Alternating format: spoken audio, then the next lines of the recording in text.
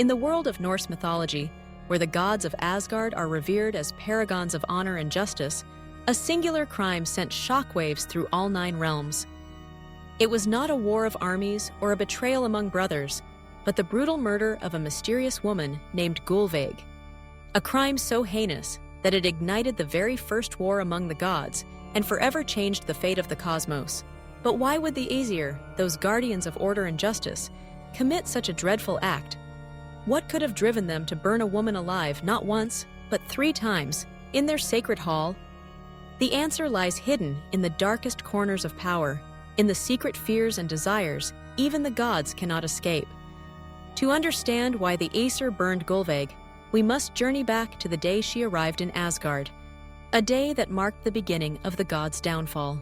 On a fateful day, the halls of Asgard welcomed an enigmatic visitor.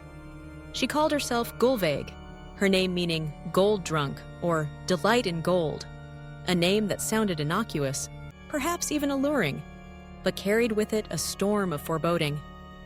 Gullveig was no ordinary woman. She belonged to the Vanir, an ancient race of gods distinct from the warlike Aesir. While the Aesir ruled through strength, war, and order, the Vanir embodied the powers of nature, fertility, and secret wisdom. They were masters of prophecy and magic, keepers of the earth's mysteries.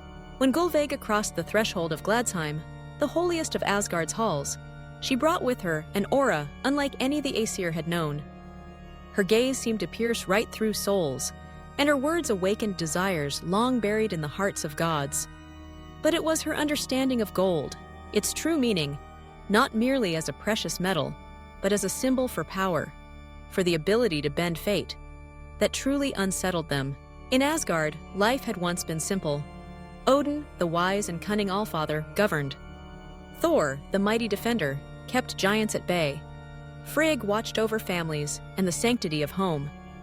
Each god had their place, their role, and the world turned with a sense of balance. But Gullveig introduced a new idea, one that changed everything. She spoke of gold not as decoration or treasure, but as a means to shape reality itself, to buy loyalty, to alter destiny, to defy the very doom of Ragnarok. Her words were like a slow poison, seeping into the golden halls of Asgard. Where once there had been camaraderie and mutual respect, now suspicion took root. Who among them possessed the most gold? Who might be hiding their true resources? Who could be plotting to take what another had? The gods began to look at each other not as brothers and sisters, but as rivals in a contest for supremacy. But Gullveig's influence did not end with mere words. She practiced Seiðr, a form of sorcery so potent and forbidden that even Odin himself feared its power. In the deepening shadows of Asgard's nights, Gullveig wove her magic, peering into the future. She saw visions of the gods succumbing to greed, betraying one another, and Asgard collapsing from within.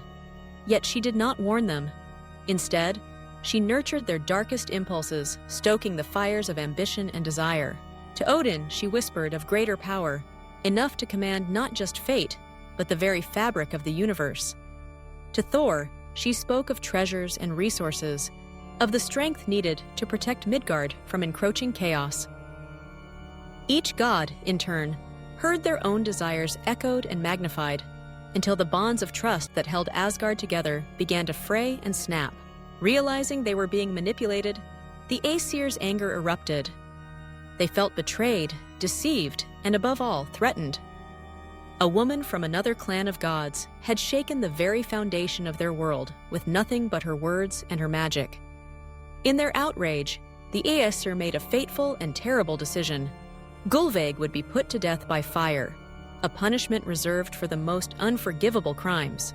The scene that followed was one of the most harrowing in all of Norse myth.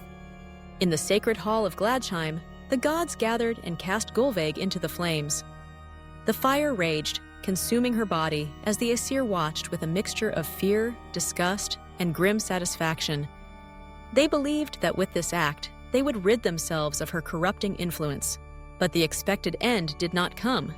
From the ashes, Gullveig rose again, whole and unbroken. She took on a new name, Heiðr, meaning bright one or shining, and returned with powers even greater than before. No longer did she speak only of gold. Now she began to teach the forbidden arts of the Vanir, the deeper mysteries of magic and fate. Terrified, the Aesir burned her a second time. Again, she perished in the flames, and again she returned, more powerful, her eyes burning with knowledge and vengeance. They tried a third time, and yet again, Gullveig emerged from the ashes, reborn, undiminished, and now filled with a righteous fury against her tormentors. 3 times the Aesir tried to destroy her. 3 times they failed. Each burning became not only a crime, but a sacrilege, a violation of the sacred laws of hospitality, a denial of another being's right to live, a defilement of their own honor. The gods, once symbols of justice and virtue, had become torturers and murderers, driven by their fear of losing control. Word of this atrocity swept through the 9 worlds like wildfire. The Vanir, upon hearing of Gullveig's treatment and death, were outraged. Their kin had been tortured and killed, revived and killed again, for daring to bring new knowledge and challenge the old order. Njordr, the wise and just ruler of the Vanir, declared war. But this was not merely vengeance for a murdered sister. It was a fight for dignity, for the very soul of their clan, and the right to exist without fear of brutality at the hands of the Aesir. The Aesir-Vanir War raged across realms, its fury unmatched in myth. Freyr and Freya, the Vanir's most powerful deities, wielded the strength of earth and sea against the warlike might of Asgard. Battle after battle left both sides bloodied and exhausted, with neither able to claim ultimate victory. The world trembled as gods clashed, and the fabric of reality itself was threatened by this cosmic conflict. Yet the true horror of the war was not just in its destruction, but in what it revealed. The Aesir, once proud defenders of order, became ruthless in their pursuit of power, willing to commit any act, no matter how cruel, to maintain their supremacy. The Vanir, peaceful and wise, were transformed into avenging warriors, their hearts hardened by loss and anger. Eventually, both sides realized that the war could not continue without destroying everything they had sworn to protect. A truce was called. Hostages were exchanged. Gods from each side crossed over to live among their former enemies. The borders between Aesir and Vanir blurred, and a fragile peace was born. Not from forgiveness, but from exhaustion and necessity. So, why did the Aesir burn Gullveig? The answer lies not in justice or righteousness, but in the rawest of emotions, fear. The gods, for all their power, harbored a terror of being replaced, of having their flaws exposed, of losing the illusion of absolute control. Gullveig, with her knowledge of golden magic, her power to reveal hidden desires, became the mirror in which the gods saw their own weaknesses reflected.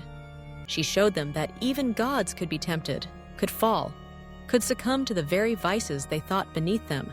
Burning Gullveig was not an act of justice. It was an act of desperation, a frantic attempt to bury the truth she had uncovered. But in trying to destroy her, the Aesir only ensured that her message, and the consequences of their actions, would echo through eternity. Their violence did not restore order, it shattered it, unleashing a cycle of war and chaos that would ultimately lead to the doom foretold in Ragnarok. The story of Gullveig is more than an ancient myth.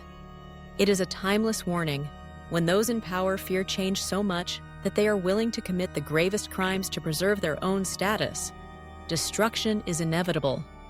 The gods' attempt to silence a voice that challenged them only hastened their own downfall. In the shadowed halls of Asgard, the cries of Gullveig still linger, a haunting reminder of what is lost when justice is sacrificed for ambition, and when fear is allowed to rule even the highest among us. In the end, Gullveig's fate is a mirror for all who seek power. It asks us to consider the true cost of our desires, the danger of denying uncomfortable truths, and the peril of turning against those who seek to reveal them. Her story is not just about gods and magic, but about the eternal struggle within every heart. The battle between the need for control and the courage to face change. For the gods, as for mortals, the greatest threat is not from without, but from within. And so long as fear dictates our actions, the lessons of Gullveig will never lose their relevance. Her legacy endures, a voice in the darkness, calling us to remember the price of denying truth and the inevitability of change that even gods cannot escape.